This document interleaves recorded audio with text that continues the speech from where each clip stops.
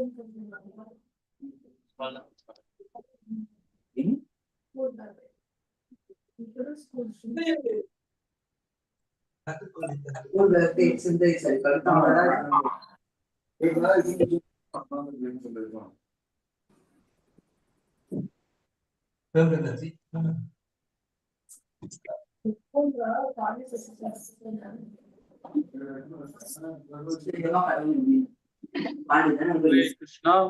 Krishna, Krishna Krishna, Hare Hare, Hare Ram, Ram Ram.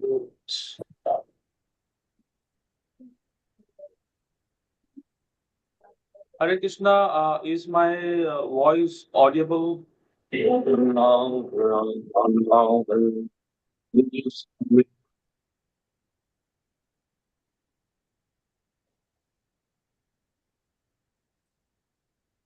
Hare Krishna, is my voice audible? Just type Hare Krishna.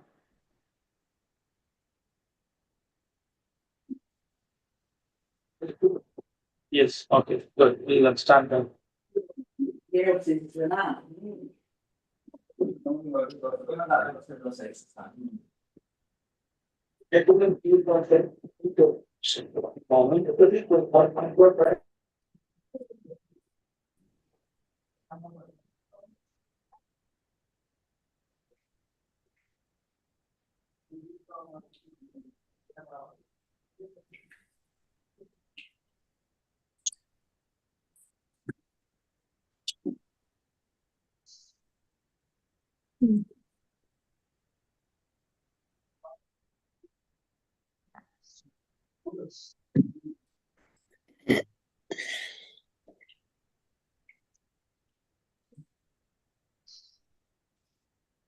Alisha से बात हो गई?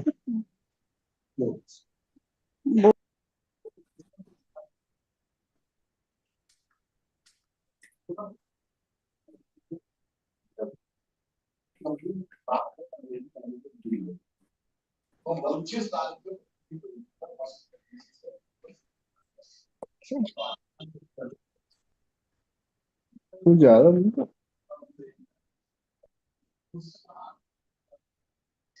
Hare Krishna, so sorry, small inconvenience. Okay, let's begin the class. Hare Krishna, once again, I welcome everyone for today's Gita session. So let's start with a small prayer. Hare Krishna, Krishna Krishna, Krishna, Hare Hare, Hare Ram, Ram Ram, Hare Hare.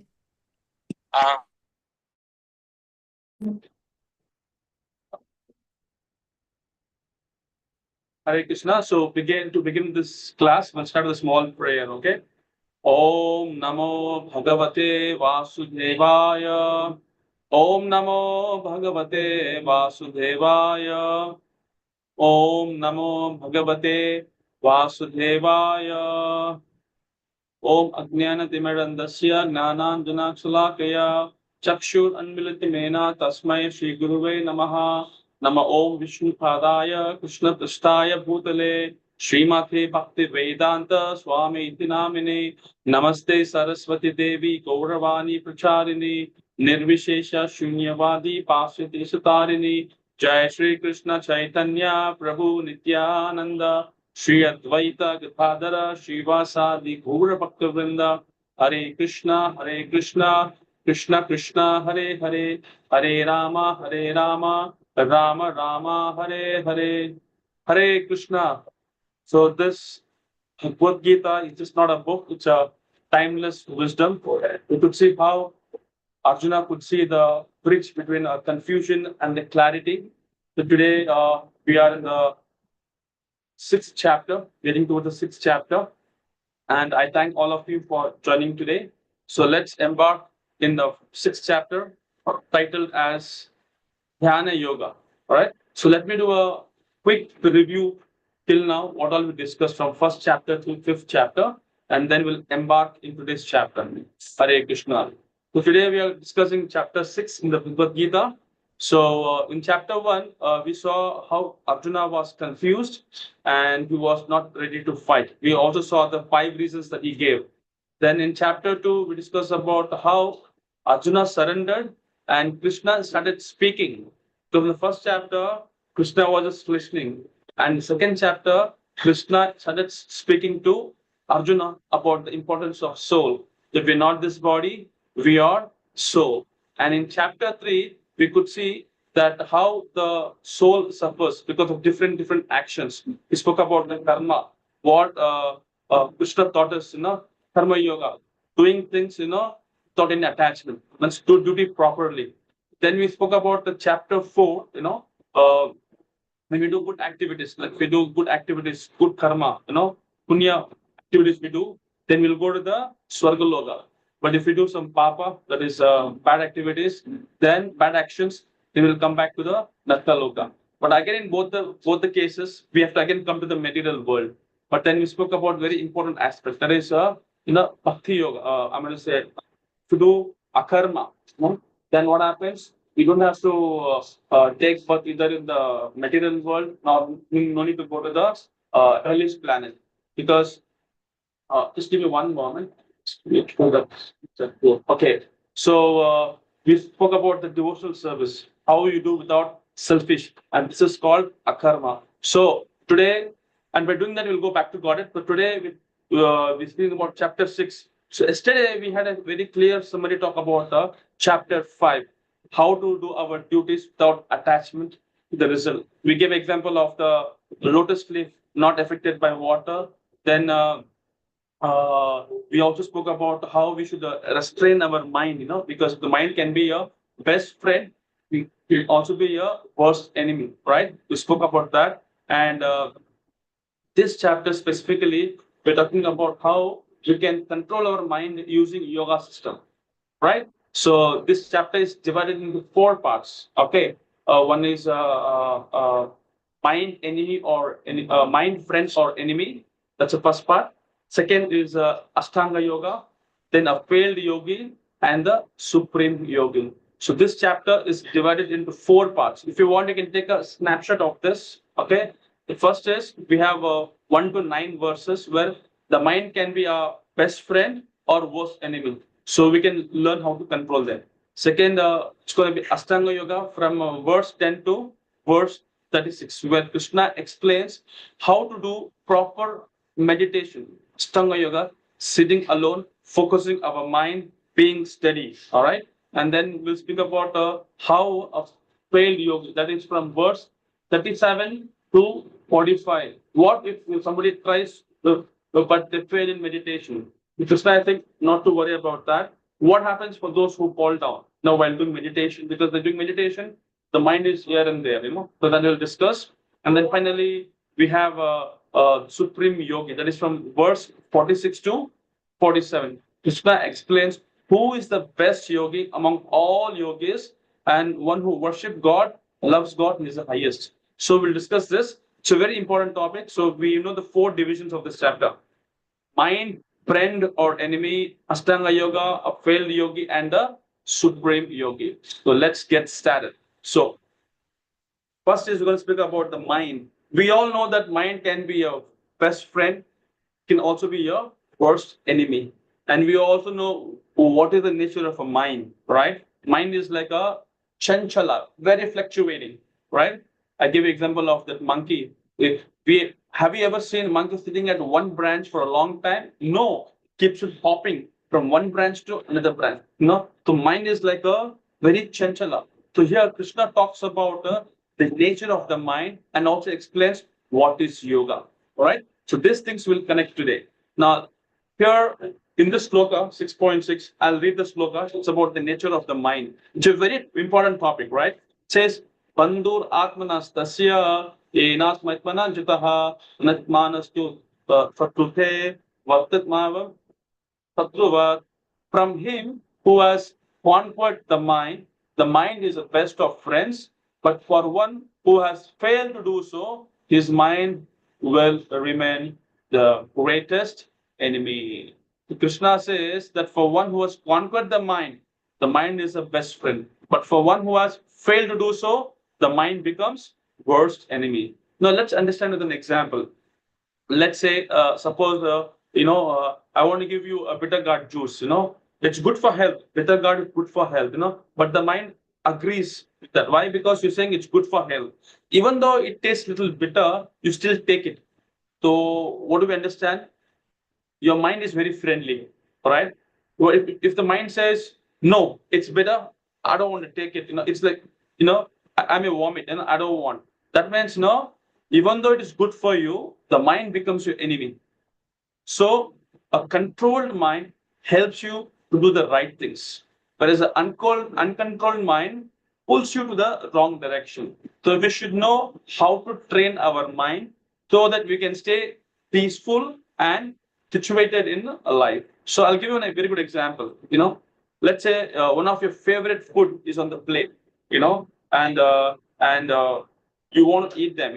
While just eating it, now somebody comes say, no, hey, your son got failed exam.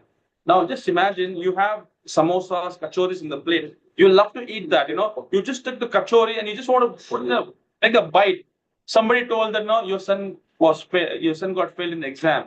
So will you eat happily? No. Even the food is very tasty, you will lose the appetite. Why? Because the mind is disturbed. Exactly right. Let's say another example.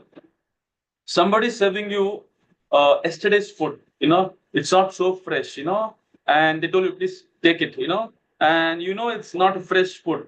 So you just keep saying like this, and suddenly somebody gives a good news for you. Then you know what? Your son, he got a distinction in the district level. He got a top, and then because it's a good news, right? So even though, the food is not so tasty, it's yesterday's food, your mind is very happy. So you will eat that very joyfully. So it's not about the food, it's the state of the mind. I'm sure, am I making you very easy to understand? If the mind is very calm and very clear, you can enjoy every simple thing. But if the mind is disturbed, you can't enjoy anything, even the best thing you have. Now, I'll give an example. Let's say, because one thing we should know, should not have expectations, because expectations always create suffering. Let's say when you suffer from a wrong expectation, I'll say, let's say you want to renew your, Aadhaar card, or maybe renew your passport. Recently, I renewed my passport. I was traveling overseas, So I thought maybe it'll just take, 1 hour, 2 hour. Oh my God, it took almost like, whole day. Morning we went till evening it took. So that I was expecting it to take 1 hour to get my passport book, but then it took more than couple of hours. So I was frustrated, but I also was very upset. I got a lot of angry. Why this is so much of delay, So then just imagine, because let's say, I'm sure all of you have been to Tirupati, right? Tirupati, Balaji, Venkatamana, Govinda, Balaji, right? That's in. So if you go to Tirupati, your mind is already programmed. And if I go to Tirupati, if I want to take darshan of the Lord, I'm expected to at least wait in the queue at least for 4 hours, 5 hours, 6 hours, 8 hours. So now in this case, the mind will not disturb you. Why? Because the mind has become very friendly. So if we teach our mind the truth about the life, that why we are born, what is the goal of life, who is God, what happens after death, then the mind will not disturb. It will actually support us, That's where, we can tell you how the mind actually makes you balance. So for that, I'll give an example. Let's say tomorrow, I'm going to say you that tomorrow's class will be in the morning, 5 o'clock in the morning. So how many people will agree to come? Not everybody. Okay, just give me one moment. Haribo, reduce the volume, class. Okay. So yeah, just one moment. Yeah. So what example I was giving you that tomorrow I'm going to say, tomorrow we have a class at 5 a.m. in the morning. So how many people will come? Hardly few of them will come. But if I say tomorrow is the morning, we have 5 o'clock, and those who attend the class in the morning, I'm going to deposit 1 lakh to your account. What will happen? Everybody will attend tomorrow's morning class. Forget about that. Today's class also nobody will disconnect. They'll just stay in the class. Why? Because tomorrow morning I'll be the first person, so I'll get the money. What I mean to say is that because we have trained the mind to believe, so I'm getting the money, right? So to fulfill the desire, mind and body both cooperates. But we don't understand how great the spiritual happiness is. That's why if we study Bhagavad Gita, Shastras, we can realize what is the real goal and what is the real happiness. So our mind will also cooperate in spiritual life, so waking up in the early morning, doing meditation. Actually, the mind will cooperate. Why? Because we have not trained the mind. That's why it becomes very upset. People often say, I can't leave my family. I'm very attached. I agree. You say, I cannot leave my family. I'm very attached. But let's say somebody offers you a job, where you have to work in some foreign country, and I'm going to pay you 5 lakhs per month. Will you say, no, no, I will? No, you immediately leave the house. You immediately go to foreign country because money is everything. So what, right? So you will leave everything and go. Why? Because, you can see there's a clear and benefit goal, right? So if you understand the same thing, how the spiritual things can benefit us, then the mind will supposed to support you fully. So that's why Krishna says that understand who you are, who is God, what is your relation, where did you came from, and where you're going from after death. So when we learn these things from Bhagavad Gita, we can train the mind with the truth, and the mind becomes our best friend. So what I'm trying to say from this sloka is that train the mind and it will support you in all situations. Now, I have a question for all of you. Okay. The question is, one moment. The question is, uh, according to Krishna, when does the mind becomes our best friend? According to Krishna, good. When the mind is controlled and trained, absolutely yes. If the mind is controlled and trained, then it's very easy that our mind listens to us. Just remember yesterday I told you I want to use a phone. I bought the phone, I want to use it. But most of the time, what happens? The phone is using us. Right? So like that, if you want to control your mind, make your mind the best friend, then you should know how to train the mind, right? Yes, I'm going to end the poll. I think many of them gave the right answer. I'll just share the result. Yes, that's the right answer. When the mind is controlled and trained. Perfect. Okay. Yesterday I spoke about this topic. Again, I'm going to repeat this because it's very important. Okay. This is about the chariot of the body. So we know what's a chariot. It's compared to a body. Now we know who's a traveling person. That's the soul. I am. The driver, intelligence. The horses, senses. What are the senses? Your eyes, your nose, your ears, your tongue, your skin, senses. And the rope that is holding the horse is your mind. I think this is very clear, right? So now, if the driver doesn't hold the rope properly, what happens? What happens? The horse will go haywire, it will run widely from different directions. And because of that, the chariot, that's the body, will crash. The same way, if we don't control the mind, our senses will pull in so many directions. So our life becomes full of confusion and suffering. Now, I'll give you one example. Maybe this will be easy for you to understand. There was one man who was sitting outside the house. He was crying literally. Somebody asked, "Why are you crying?" The man said, "Yesterday, some thieves came and they stole all my valuables. But that's not the reason why I'm crying." Then the other guy was surprised. "Then why are you crying?" Then the man replied, "Actually, they stole everything and they tied everything in one bundle and they kept on my head. And one thief is pulling me in the south side, one in the north side, one in the east side, one in the west side. They're pulling me in different directions. I don't know which direction I'm supposed to go." It's a very funny example, but it has a very deep meaning. What is that? Our eyes, our ears, our tongue, our nose, they are like the thieves. Why? They always keep pulling us from different directions. Now eyes says see this. Tongue says taste that. A nose says smell that. No, and ear says listen that. But we are the owner of the senses, not the servants. But what happens? We follow the senses without control, and our life becomes completely confused, painful, and aimless. So that's why we must control the mind and use the intelligence which is guided by Shastra. That's why we could see the example of the chariot. This chariot is our life. If it goes in the right direction, then we can reach the Paramgati, the supreme goal. That's why the soul is a destination to reach God. It has the destination to reach God. But if the driver, that's the intelligence, is not trained and the mind also is not controlled, he's not able to hold the rope also, then we will be keep going around the circle, birth after birth, and never reach the goal. So we must learn. We must learn from Shastras that Bhagavad Gita, understanding the purpose of life is to control mind and senses. Then the journey will be very safe and peaceful. Now, I have this question for you. You tell me what is your understanding about this chariot. Okay. In the chariot analogy, what does the mind represent?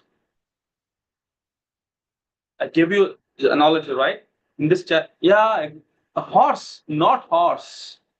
See, I gave you the chariot. You see the guy with the 4 horses, 5 horses, and he's driving. That's intelligence. He's holding something in his hand. That is the rope, mind. So this body is like a chariot, and the mind represents the rope. So if you're not able to hold the rope properly, what happens? You will fall. You will crash. So somebody is giving an answer of horse. That means you are still not understood. You're still very confused. Why? Because you're not paying attention. And even the driver's very bad. Because it's not the intelligence, it's the mind.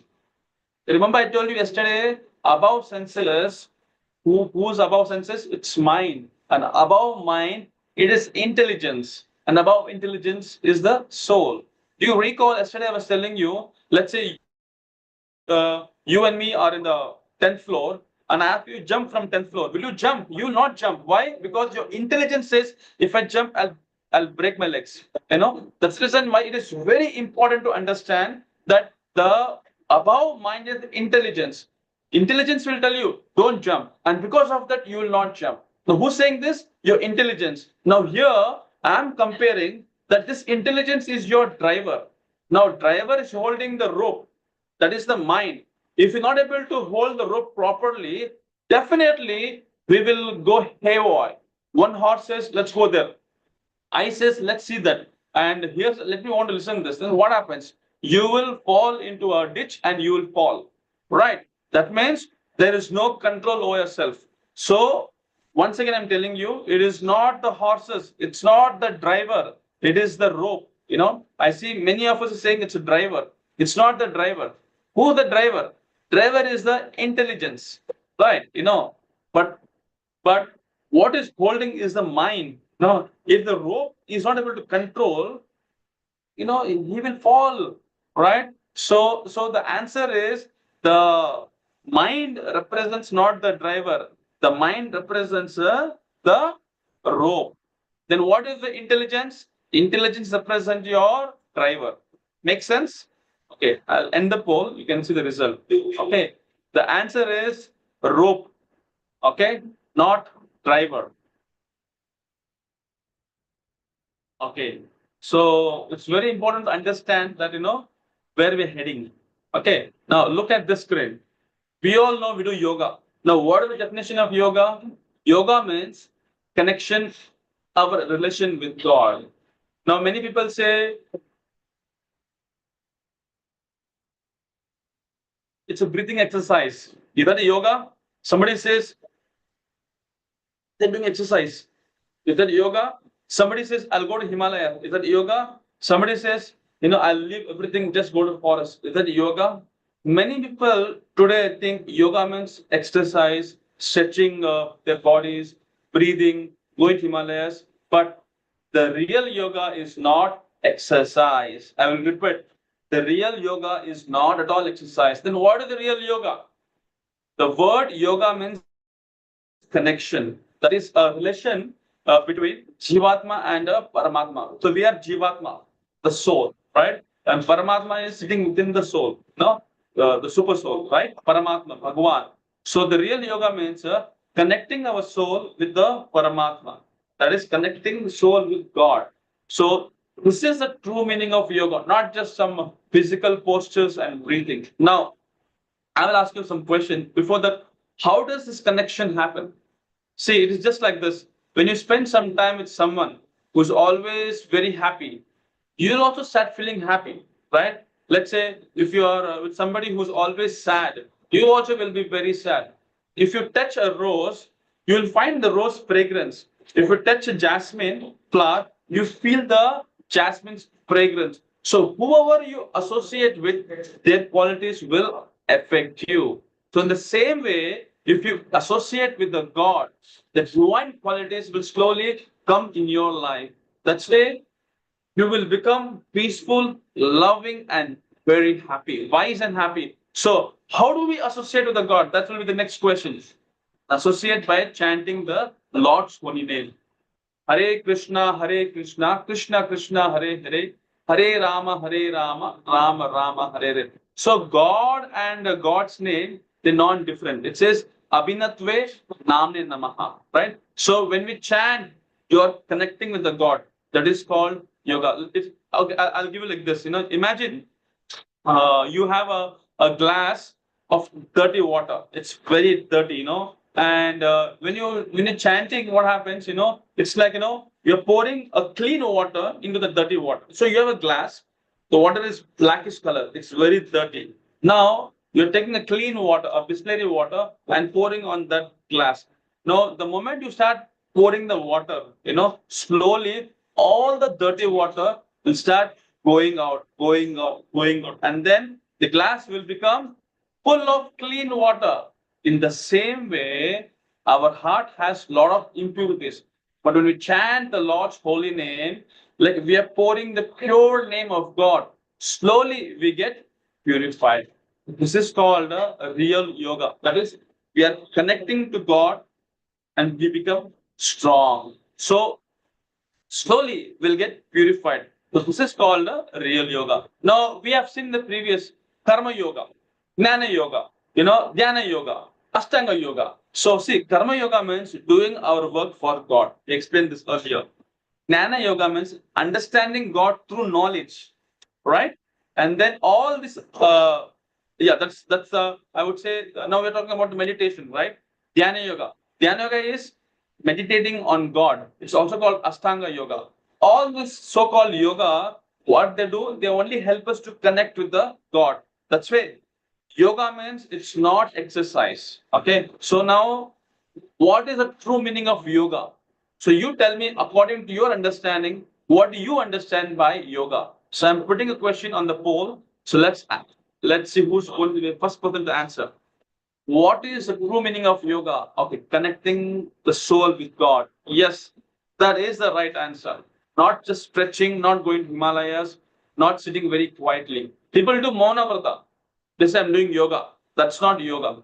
Connecting, whatever you do, it should be connecting to the God. Okay, I'll end this poll. You're almost right. Yes, the answer is connecting the soul with the God. That's the right answer. Now, yoga is to control the mind, not exercise. We discussed that. But what about Ashtanga yoga? Because that's what the topic is, Dhyana yoga, Ashtanga yoga. Now, if you want, you can make some notes also, or you can take a snapshot of this. So Lord Krishna is explaining about the Ashtanga yoga. There are 8 such things. What is that? One is Yama, Niyama, Asana, Pranayama, Pratyahara, Dharana, Dhyana, and Samadhi. If you want, you can take a snapshot of this. Yama, Niyama, Asana, Pranayama, Pratyahara, Dharana, Dhyana, and Samadhi. It's on the screen. Just take a snapshot of this, okay? So I will explain you one by one, and then we'll know what exactly I'm trying to say. So in Yama, what we do is, we try to be good to others. That's Yama. Okay, not Yamraja, just Yama. Then we have Niyama. Niyama means be good to yourself. Being good to others is a Yama. Being good to yourself is a Niyama. Then we have asana. Sit steadily and comfortable. Sit steadily and comfortable. That's called asana. Then what is pranayama? Controlling your breath, calm your mind. That's called pranayama. Then what is pratyahara? Withdrawing, from distractions.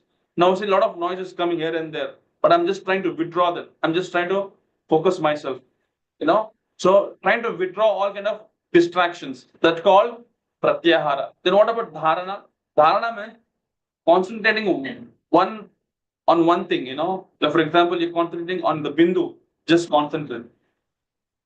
Just focus on one thing. So concentrating on one thing, that's called dharana. Then what about dhyana? Dhyana means, meditate deeply.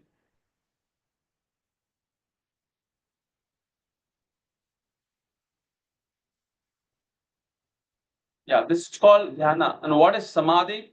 Samadhi means you're merging with the divine. You want to merge yourself with the divine. So we all know that there are 4 yugas.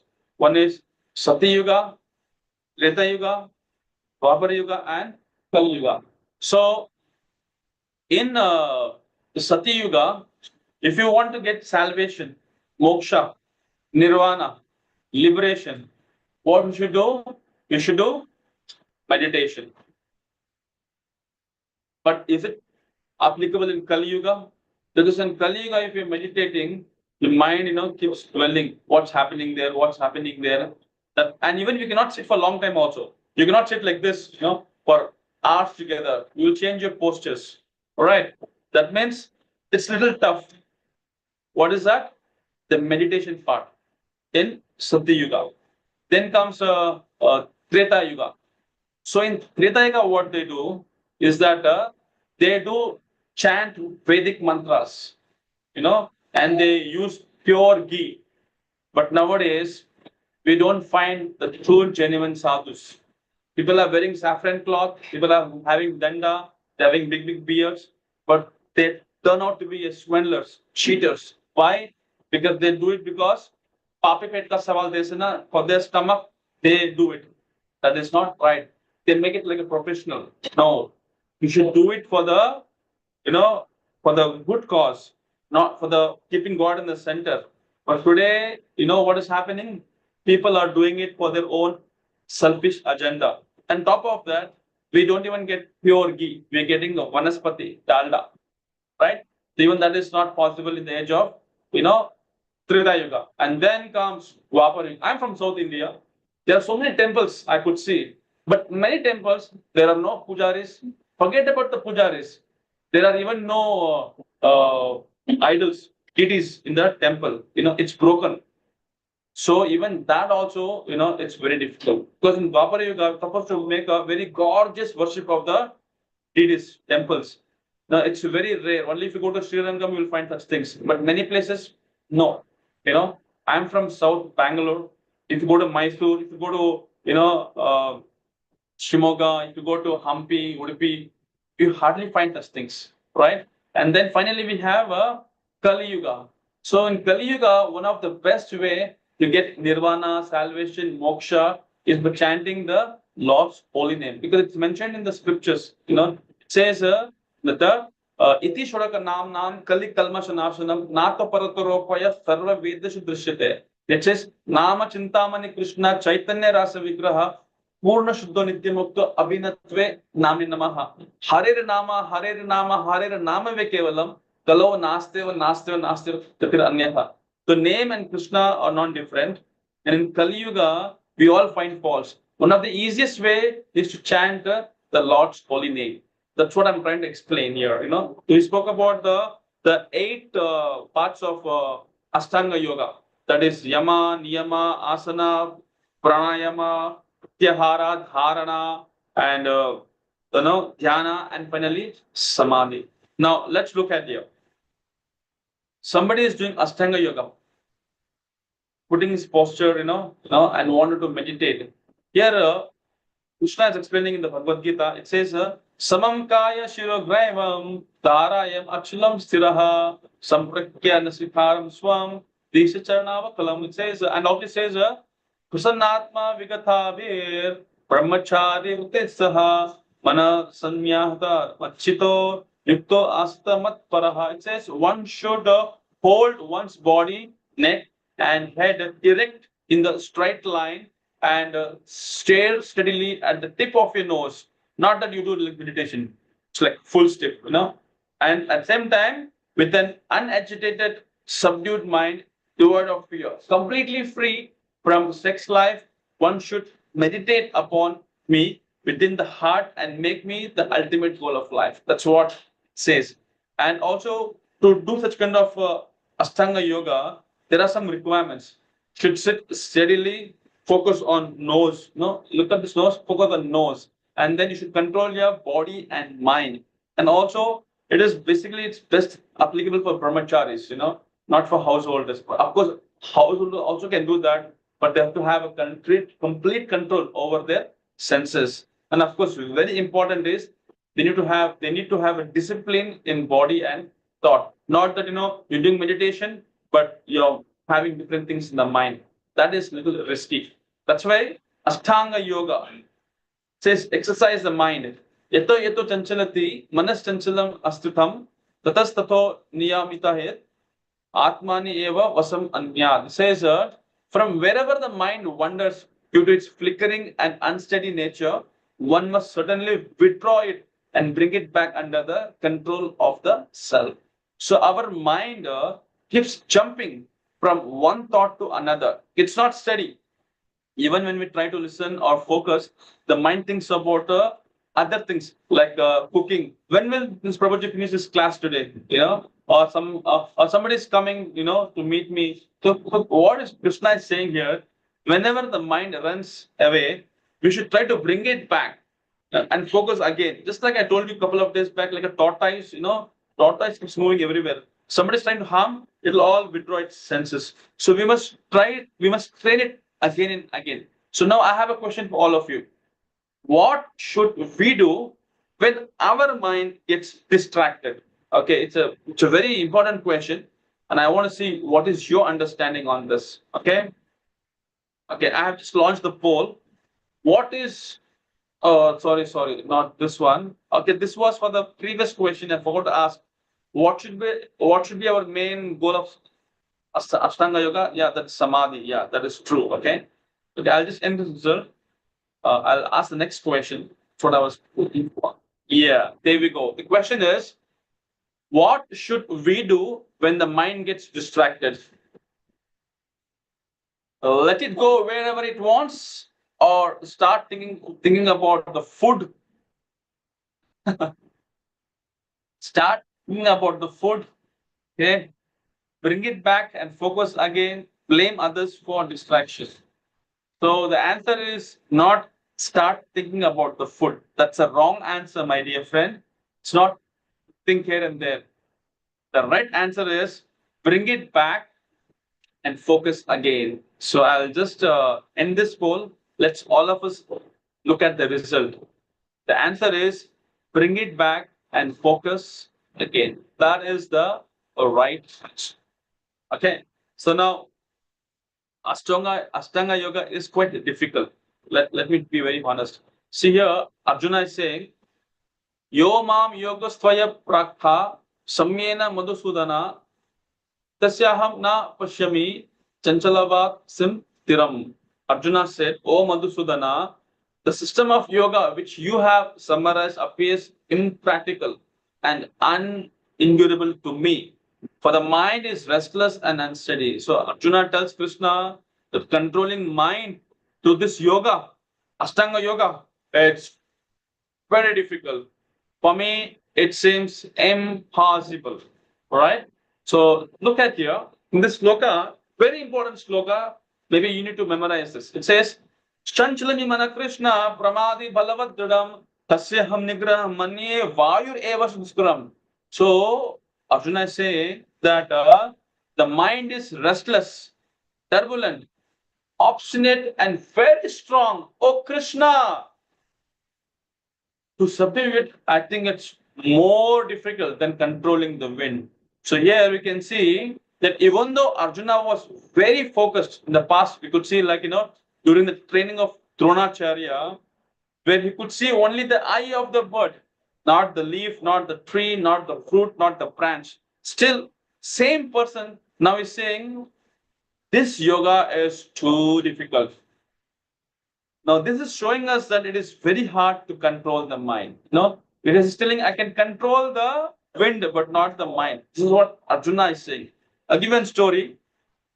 There was a man who was trying to do not meditate. Who was trying to meditate, do dhyana, but he was getting distracted by a woman who was walking here and there. Why? Because his eyes was going. Who is this girl? I'm doing here tapasya. Sorry, I'm doing here meditation. Some girls are moving here. Who is that girl?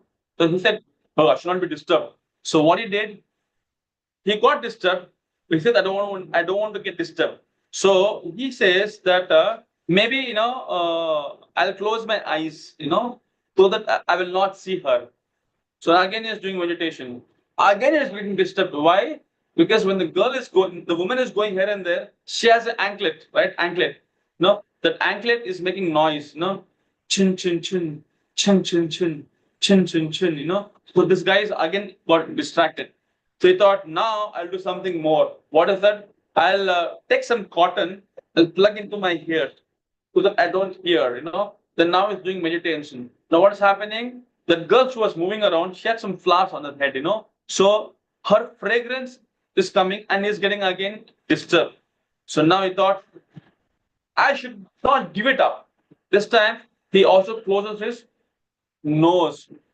But even after doing all that, his mind is still thinking, did she came this way or not? The mind is still thinking about that woman.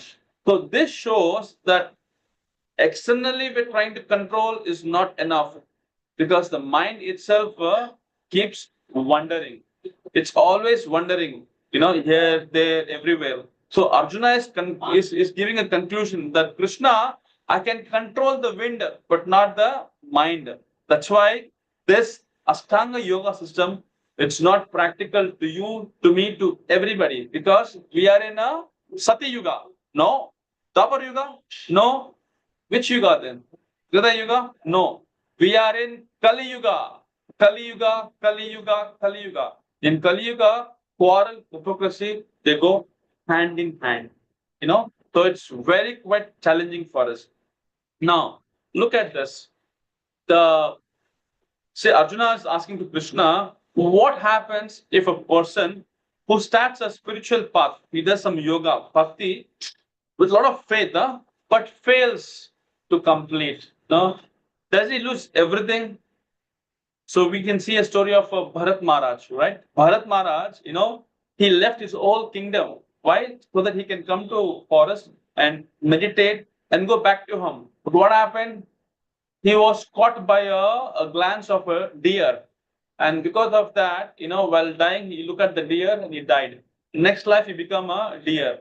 And then again, he took another birth. That becomes Jadabat. I will discuss this further. So that's why it's very important. Whatever you remember at the time of death, that's what you become next life. We'll discuss in the next couple of chapters. So in this sloka, Arjuna asked Krishna, he who begins the path of self-realization with faith and then stop it because of worldly thoughts, does not reach the mature stage of yoga. What is the fate of a spiritualist who is not so successful? Krishna is replying to Arjuna's question. A person who fails in spiritual life is not destroyed. Be happy, okay? Somebody has done some spiritual bhakti, is still not finished. They're not destroyed. One thing is that he will not go to hell, nor he will lose any of his efforts. So what we can tell you, in the modern way, we are learning from school. We go to LKG, UKG, we go to school, college. We earn a lot of studies, we get a lot of masters. But once we die, in next life, again we should start from scratch. Again, LKG, UKG, kindergarten, school, college, all these things. But in spiritual life, it's not like that. Wherever you stop, it continues you from there. How is that possible? I'll explain in the next verse. It says, Tatratam buddhi samyogam labate purvadekam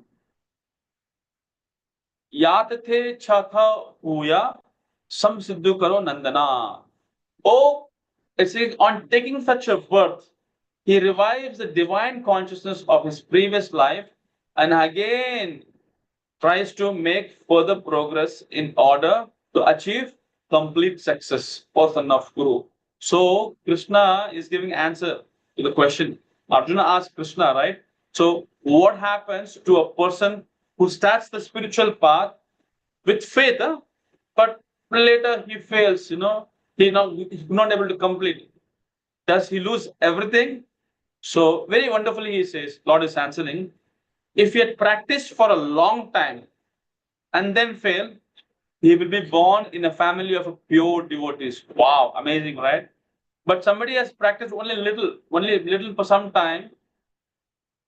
For him, he will be taking birth in a rich and cultured family, so that in next life, we'll start from where he left. So the this spiritual progress continues over lifetimes. That's why eventually we all will become perfect and attain perfection. So no need to worry. Now I have a question. That what happens if someone falls from the path of yoga? No. So you give me your understanding, what you understood from this conversation. All right. The question is up on the screen. What happens if someone falls from path of yoga? They lose all their progress. They're forgotten by God. They start from where they left off and next life. Yeah, that's the answer. They start from where they left. Because when you're doing yoga, as I said, yoga means connecting to the God. So when you're doing bhakti yoga, definitely, wherever you're left, you'll continue from there. So the right answer is they start from where they left off in the next life. That's correct. Okay. Now, not take much time because we want to have a lot of questions today. So if you look at this slide, talks about, an example. Somebody is very wealthy, educated, a lot of material things. It can't be carried in the next life. Today you're MBBS, MBA, next life you have to start from the scratch. Even a small level, you cannot take it back. But devotional service, it's completely opposite. You will never lose. Wherever you stop, we resume in the next life. That's what it says. After a long time, training is fallen.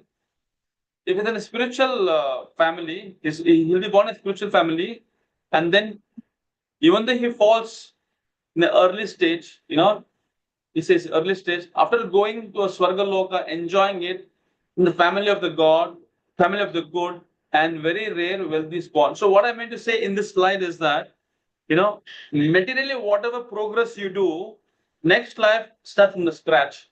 But if you do some kind of a bhakti devotion, it will continue where you have stopped. Right? That's why the past will not come back.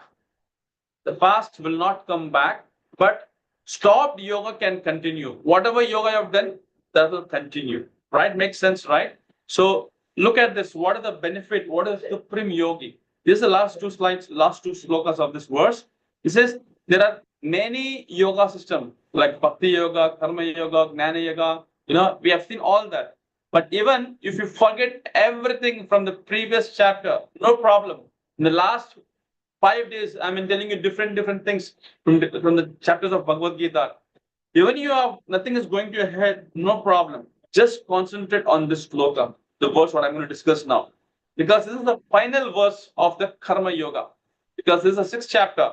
Next, we're going to the 7th chapter. Right? So just focus on this. Even if you forget what I had discussed in the last few hours, few days, that's okay. I'm still okay. Better you forget, but no need to remember that all. That's okay. I just only request, just focus on this one thing, this one or two slokas. That's enough. That will be a climax of Karma Yoga. We are discussing it very carefully. What is that? Let's start with. It says, it's from Sloka 6.46. Okay, that is 6th chapter, 46th verse. It says, tapasvibhyo adhiko yogi jnanibhyo api mato adhikaha karmabhya chadiko yogi tasmad yogi bhavati Arjuna. Oh, yogi is a yogi is greater than the ascetic, greater than the empiricistic, and greater than the fruity worker. Therefore, O Arjuna, in all circumstances, be a yogi. Now, in this sloka, Krishna is saying a yogi is greater than a person who does tapasya, leaving all the beards, and like doing tapasya. So he is greater than that person. Again, he says, greater than that person is a person of knowledge who was jnana, right? Gnani. Again, he says, greater than that person is one who works for results, karmi. So Arjuna, in all situations, just be a yogi. What does it mean? It means that somebody is doing tapasya with a lot of beards, the ascetic, not the greatest. For example, we all know Hiranyakashipu. He did a lot of tapasya, but his goal was to fulfill his own selfish desire. So even we sometimes do a lot of hard work, control food, wake up early in the morning, control senses. We work very hard, so that in the future we can enjoy. That's also a desire driven, because we should not have a selfish motive. Then there is a Gnani. We may know all the Vedas, Rig Veda, Yajurveda, Samaveda, Atharvaveda Veda. It's close, the Gita Upanishad, 700 slokas from the Gita, all Sanskrit. But if he doesn't follow even one instruction of the Lord, what is the use? Someone may say, Prabhu, I'm attending all the classes, nothing is going to my head, but I can follow one instruction. What do you get? What is that? You say, Prabhu, I'll offer the food to Krishna, before I eat. That's it. That's it. That means you are greater than all these things. That person is a greater. So it's like someone who studied medical degree. He got his PhD, MD, but never till now did any operation, never treated any patient.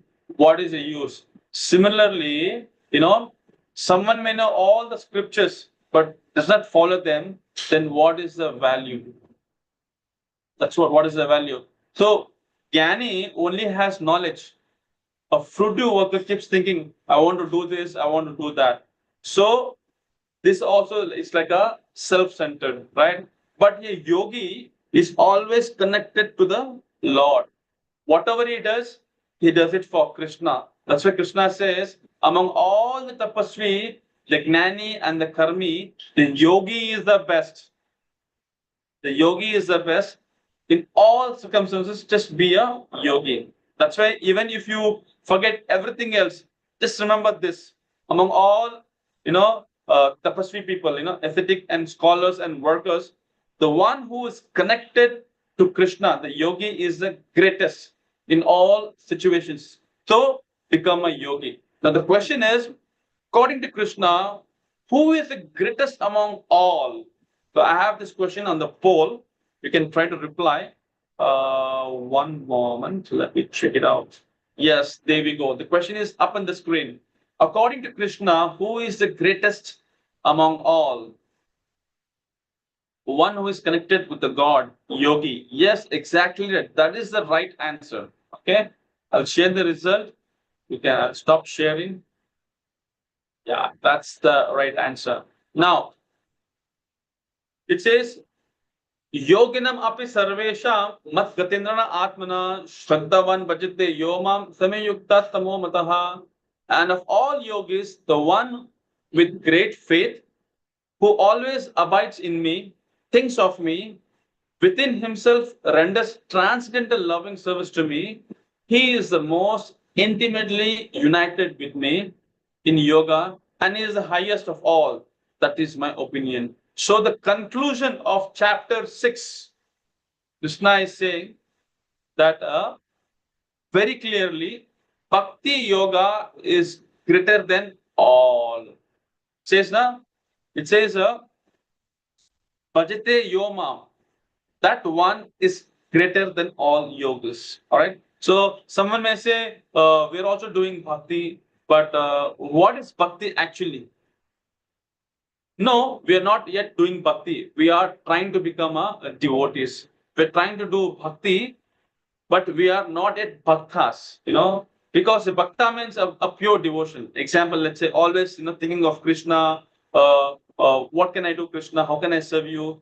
Instead of that, what we do, instead of saying what can I give to the Lord, we think what is for me, So there is a lot of difference. That's why, there's one great Tamil poet, he was not at all interested to read Vedanta at all. He was a great devotee. So he decided to grow a small garden with the flowers, make garlands, and offer to the Lord. That was his only service, And there was one king by name Vallabha Deva. So he wanted to know the meaning of Veda. So he hung a big bag full of gold coins in the palace. So he said, if someone can tell the true meaning of Veda, the bag will cut into pieces and all the gold coins will fall down. Many people came and gave the meaning, the gold didn't fail. All right. Then the king became very morose, very sad. Oh, no one in my kingdom knows what's the meaning of Veda. That night, the Lord came in the dream of this, what's his name? Vallabha Deva. He said, there's one person by name Vishnu Siddha. You bring him, he will tell the meaning. So what happened? This king asked, get him. The next day, the palace workers, went to him. He said, no, I don't know. He said, you come and tell the meaning of Veda. He said, I don't know Veda. Even I'm not interested in reading all the Vedas because this Vishnu Siddha is very happy doing service to the Lord. He has a small garden. He plucks the flowers, he makes garland, offers. He's very happy with that. But now king is telling, he's saying, I'm not interested in reading all these things, But then in that night, Lord comes in his dream. He says, and actually, I'm requesting you, you must go and speak. Then, because Lord has said, he went.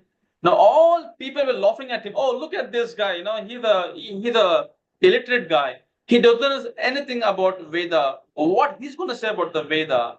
And then, everybody was like looking what is going to speak about the meaning of this Veda. Then the king asked him, you please stand here. Please tell me what is the meaning of Veda.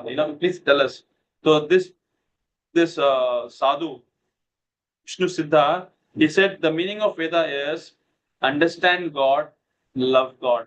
Repeating, understand God, love God. Serve God, love God, serve God. In the moment when he said this, suddenly what happened?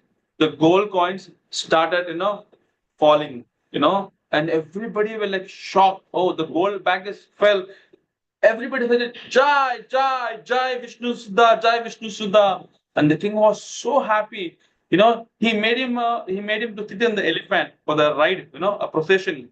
Then people wanted to see him. Then, that Vishnu Siddha is telling, please understand, the Lord, actually, you see, there's something very important I want to share. Lord himself wanted to see his devotees glorified. But we all glorify the Lord. We feel very happy, right? But when the devotees are glorified, the Lord also becomes very happy. And you want to see that this Vishnu Siddha, the Siddha, and if he's doing like this, I want to glorify him. That's why this Vishnu Siddha, he asked the Lord. He said, why did you came? So many people are coming here, I would request Lord, please, you go off here because many people's evil eye will fall on you. Now I want you to be safe. This is what this person is telling to the God. That's why I think if there are any Tamil devotees in this class, there's one kind of a Sanskrit verse which this Vishnu Siddha told to the Lord. It is something like this. I'll try to say. I'm not very clear. It says, "Pallanda Pallanda Palayora Tanda Palakoti Nurayaram Pallanda Nentol Manividam," something like that. Sevadi Sevittu Kap, something like that. He says, But I'll tell you what's the meaning of this. The meaning is that my Lord, you live for countless years, and you be blessed by thousands of years. Let me protect this beautiful Lord, and this is actually he's praising the Lord. Okay, this is what he's saying, I think it's called Pashuram, I believe, So what I meant to say is, in this verse, actually, this verse was told by one of the Alvars, Peri Alvar, among the 12 Alvars, He was overwhelmed with the motherly affection of the Lord, and he wishes to protect the Lord with the chanting, That's why we could see that though the Lord protects the entire universe, this Peri Alvar is loving the Lord. Amazing, right? This is the heights of a pure devotion. So I think we are almost in the last page of the slide. Will not take much time. So what I want to say here is that I want to give a small example. That if you want to offer food to the Lord, at home, wherever, you have to first, offer tulsi and offer to the God. And also you may say, how does this karma yoga, jnana yoga, everything is included in the bhakti yoga. For example, let's say I'm just telling you, let's say I'm trying to become a devotee. I want to offer some bhoga for the Lord. So what I do, I call some friends. Prabhu, can you just go to the vegetables, get some vegetables? No, he is not a devotee, but he's going to market, get vegetables. But for whom is getting it? For the Lord. That also is a bhakti yoga, So like that, whatever people are doing, somebody is cutting vegetables, somebody is cleaning, the temple. So everything is coming in a bhakti yoga. Ultimately, what I meant to say that all the yoga systems comes in the bhakti yoga. Even a person doesn't believe in God, if you send him to buy some vegetables for the offering, he gets benefited. Someone want to cut vegetables, he is benefited. Somebody plucks some flowers, he gets benefited. If you want to offer some fruit, the fruit seller, the tree, even the tree gets benefited. Amazing, right? This is what happens in the bhakti yoga. That's why Krishna says, this is my opinion. Among all the yogis, the one who does bhakti to me is the highest. That's why I'm telling you this sloka is very important. Yoginam api sarveshu mat vitrana atmana. Shraddhavan bhajante yomam samyuktatma mataha. So what is bhakti yoga? We will discuss tomorrow in the next chapter. Okay, now I have a quick question for all of you. Let me see if you can answer this question. One moment. Yeah, there we go. The question is, according to Krishna, who is the highest among all yogis? Is it the tapasvi? Is it knowledge? Okay, one who worships Krishna with a devotion. Yes, that is the right answer. I may take today maybe another 5-10 minutes, so I will appreciate for your patience. Of course, we'll have a quick question and answers. I'm there for that. Okay. Now, I want to do a quick summary what I discussed today from chapter 6. So chapter 6 we discuss about how Krishna is explaining how to control the mind and be focused on God through meditation. Then spoke about a true yogi is not just one who renounces work, but one who performs his duties without attachment to the result. We spoke about controlling the mind is very essential because it uplifts us rather than degrades us. We spoke about how meditation should be practiced in a very clean, quiet, steady place, focusing on Krishna, because distractions are very natural, but one must repeatedly try to bring the mind back. So, among all yogis, one who meditates on Krishna with love and devotion, he is considered the highest because spiritual effort is never lost. So, whatever progress we do, it always continues into the next life. Ultimately, Krishna declares that the one who worships me with love and faith, he is the greatest yogi. And now the Bhagavatam says how to do that. It says a devotional service, beginning with the chanting of the holy name of the Lord. That's the ultimate religious principle for living entity in the human society. So among all the yogis, the devotees who chants the name of Krishna is the best yoga. Of course, I want to give my own personal experience, how this Harinam saved me. So if you think I can do that, you can just leave a message. Yes, if you say, then I'll just take 2 minutes. I'll just give my realization how Lord actually, helped me and developed me the faith on the holy name. Do you think should I explain this? Because we are running short of time. Okay. I want all of you to leave a chat. Okay. If somebody says yes, yes, yes. Okay. Okay. I'll make it very quick and very fast. Okay. So this is about how holy name, the name of God is so powerful. Actually, when I was very small, when I was in college days, that time my mom, she was not keeping well. She was in the hospital. This is a unknown child incident.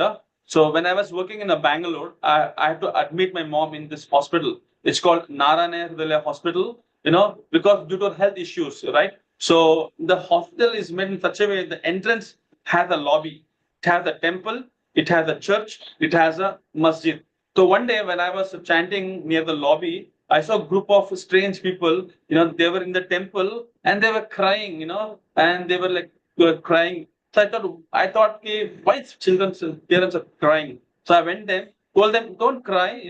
Everybody has to suffer, undergo this. Just chant the Krishna's name. I told them, then I was just continuing. So they were like 14 people of them who were sitting in the temple and chanting. There was a Hanuman, not Hanuman temple, Ganesh temple was there. So one elderly woman, she caught my hand literally, and she took me to the main doctor. And the doctor thought that maybe I'm a part of their family. So the doctor, he looked at me, he took me to a ward and he showed the one child that was their child. And he was in the completely, in like ICU, right? He showed me the child whose body was completely filled with wires. Now, seeing this, I was not able to digest. And you might be knowing, this doctor's name was Devi Shetty in Bangalore, very famous heart specialist. So this doctor, first time I saw, he bowed his head down towards me. He said, see, sir, we have done all the best to protect the child. But I'm telling you, this child cannot survive because this child has come to the last stage. So the doctor raised his hands. Now, when he was saying this to me, he was very emotional. And then he said, if God wants to save him, then, miracles can happen. That's what the doctor said. Then immediately, the lady who was from far away, she was seeing me and doctor this conversation. And the doctor is saying in a very emotional way.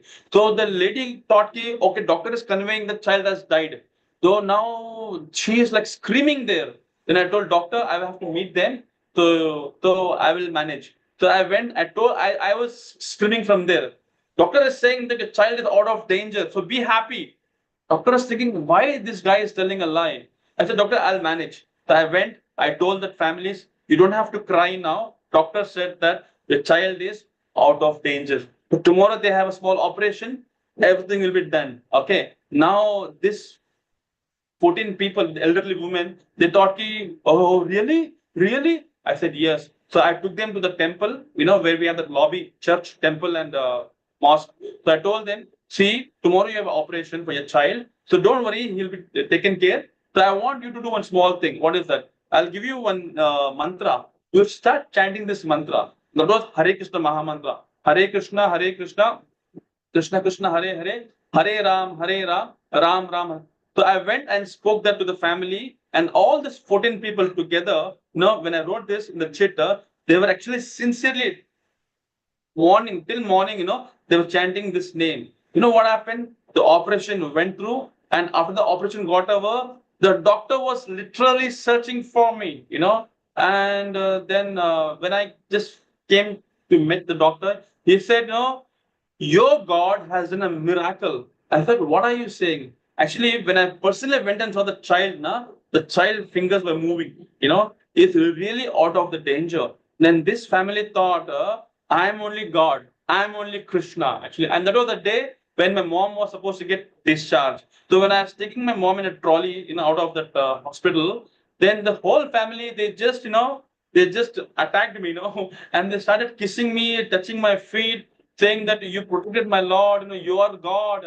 I said, I am not God. I am a servant of the God. I said, I'm a Das. Somebody is Das, they're always been Das. Why? Because they're servant of the Lord. So I told them that, I am not God. All right. What you should do is, I only told that you just chant the Lord's name, and you did that with a lot of sincerity. And because of that, Lord responded to you. So that is why my only request for you is that now that your child is being protected out of the danger, I'll give you some local address of ISKCON temple, or any Vishnu temple, just go there and just thank the Lord for what the Lord has done for you. The great heart, they accepted to chant the Hare Krishna Mahamantra every day, one round. Just imagine what a transformation. I'll share another example. One of my very close friend, his sister she was a patient. She was in a cancer stage, and actually my cousin, actually was my cousin brother. Actually, he told me that see, you have been doing bhakti for so many years. Why don't you have some blessings on this lady? She got cancer. So I said, okay, fine. That is what you wanted me. Okay, fine. So I went. I met that Mataji. I told that Mataji, see, you have to chant the Lord's name. It is good for you. Then that Mataji was chanting, and immediately she was very enthusiastic. Then by seeing her, I became very blissful. So generally in my house, every Ekadashi, I used to organize 24 hours kirtan. So I asked Mataji, why don't you come to my house and participate in this kirtan? So she said, I want to come. But on the day when it was Ekadashi, this lady was really ill, and she came to my house to the down floor, but I was staying in the first floor, so she couldn't make it up. But then it took almost 6 hours for her to climb the staircase. Finally, she came for the 24 hours kirtan, and then we did kirtan. Then we gave a small pravachan that Lord is the supreme Lord. He is a caretaker. He will take care of us. And that lady, she's a patient. She took a lot of prasadam, and finally she said, I believe in Krishna. Krishna will take care of me. This is the faith she developed. And after that, after a few days, I got a call. My cousin brother told that this lady, she was a cancer patient. Now I think she is in a stage where she may leave the body any moment. So immediately I told, you come to my house and meet me. So I gave a small garland. That was the Radhashtami day. The Radhashtami day is the birthday of Mother Radharani. Okay. And then then I couldn't go because I was in a hurry, because that day I had a night shift. So this person came to my house, took the garland, and then he went to their house. The moment he put the garland on their neck, that lady, she just uttered only one word. She said, Narsimha. That's it. Then she died, and then this gave a big boost for me. All those people who came to that house, nobody were crying. They were all chanting the Lord's holy name. So the name has very, very power. See, that's what, it's very amazing to tell such kind of stories. But it is not just a story. It's what happened in my life. So this is what I wanted to convey. Finally, please take up the holy name very seriously. And tomorrow we're going to discuss chapter 7. That's the knowledge of absolute. So tomorrow's class is just not a class. It's a revelation, a powerful, surprising disclosure of truth. So I request all the dear truth seekers, after preparing ourselves through meditation, renunciation, yoga in chapter 6, we step into the heart of Bhagavad. This actually what I'm going to share tomorrow. This is the heart of Bhagavad Gita. So because we're going to speak about chapter 7, knowledge of absolute. That is a Dhyāna-yoga, knowledge of absolute. So this is what I want to say. That this is Krishna. Likes you never heard him before. You have read in this class. Okay, so I'll not take much time. So please don't miss tomorrow's class. It's going to be a turning point in our Gita journey. So from here on, Krishna stops hinting that bodily declaring the absolute truth. So we'll discuss this tomorrow. Now, quickly, will not take much time. We'll have a question and answer session. I know a lot of people are raising hands. So I will first see who's the first person.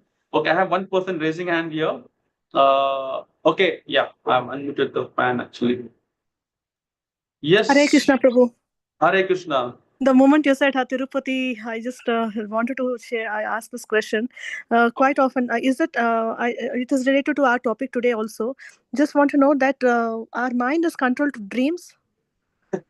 Because our mind is controlled with dreams. Is connected with dreams. Dreams, okay.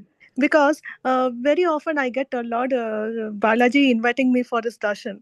Now Wow. also he has got last month, 2 months before, I had been to darshan and I came and seeking for my blessings for my operation for my eye. And Okay. now again, afterwards, he again came for my dream. Then I went to the nearest Srinivasa temple, Mari Tirupati, and prayed, cried in front of the God. How you are asking me to come so quite often? Is it nearby?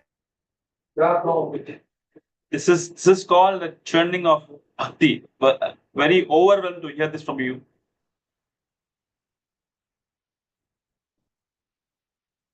You stopped speaking. What happened? You got disconnected? Okay, I think she got disconnected. So we have Ravi Shankar. So I'll unmute him. He can start sharing. Yes, Ravi Shankar. To me, or how it is the impression we have. It stopped. Now again, after my surgery, immediately I'm getting in this dream. I think you're getting disconnected now and then. Yeah. Can you hear me?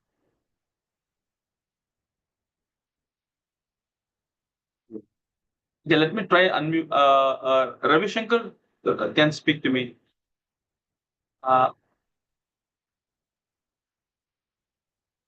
You have raised your hand, but you're not speaking.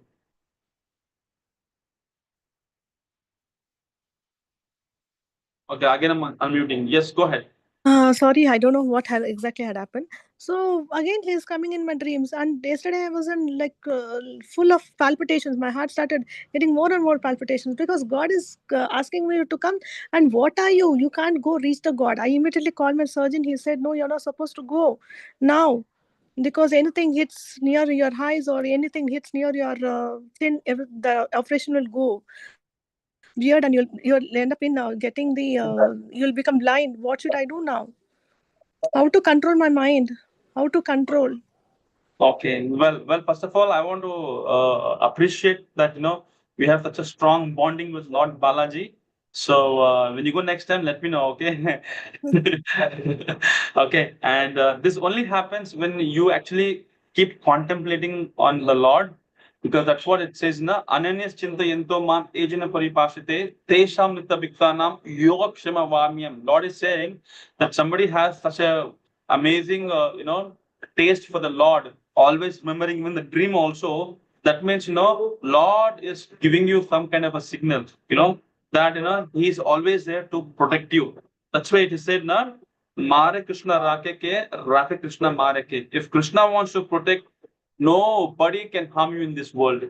If Krishna says, I don't want to protect you, no matter you go to America, you go to any kind of hospital surgery, still, you have to face the destination. So my only humble appreciation for you is that you are a very fortunate soul because you're having the thoughts in your mind all the time.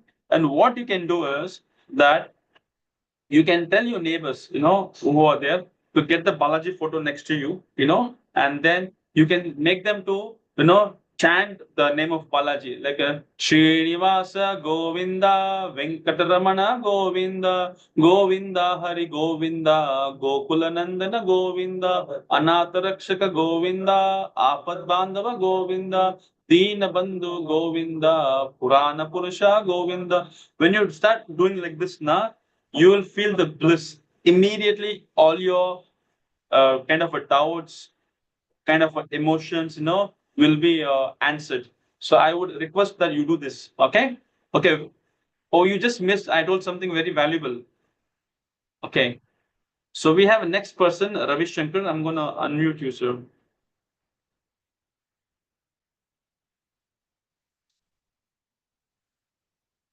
Your voice is not audible. I cannot hear you.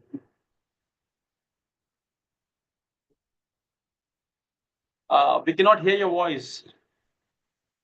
Just check what's the problem with the system.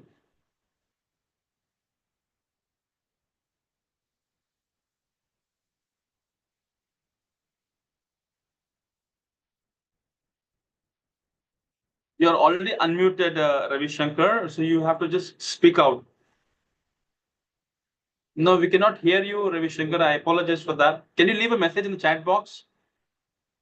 Meanwhile, I'll just try to answer. Krishna Prabhu, sorry, I'm just What's troubling your you name, by again. the way? What's your name? This is Priya here. Okay, I think you're getting disconnected. I was just answering some of the. Yes. Yeah, you heard it. Yeah, go ahead. Yeah. Prabhu, I understand you said to recite Govinda Nama every time.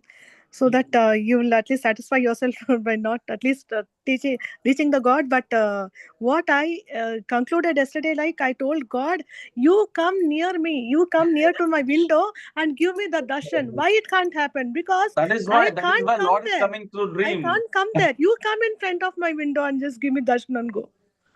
That is That what is I why, did. Is it good? Is yeah, it good? I don't know. I just it's a need my very God good. like that. It's very good, and that is why the Lord is coming in a dream. Now you make sure that people are coming. That they all chant the Lord's name, and also Yes, you can Guru. make some arrangement for some kind of prasadam to everybody. Yes, So yes. it's because they're saying, na, estam tushti jagat tushtam. If you make the Lord please very happy, everybody will be very happy because Lord is coming to give you darshan to a dream. You cannot go to Tirupati, but Mm. Lord is coming all the way from Tirupati to you through a dream. That's a great success. No, I'm very happy that I'm speaking to such a Hare great Krishna, soul Hare today. Bol. All Okay, the glories to Srila Prabhupada. yes, Jai Prabhupada. Okay, we'll have another question from Ravi Shankar. I don't know what's the problem with him. He's unmuted. Okay, I'm trying to unmute you, Ravi Shankar. See, I'm not able to hear you, Ravi Shankar. Can you increase the Huh? They mute, Prabhu? Mute. I think you are mute in your screen. Look at the screen. You're muted. Unmute that, sir. Must unmute, yes. Oh, your voice is not audible. Oh, I'm so sorry. No, we cannot hear you. None of us can hear you. Maybe you can leave a chat message. Would that be possible?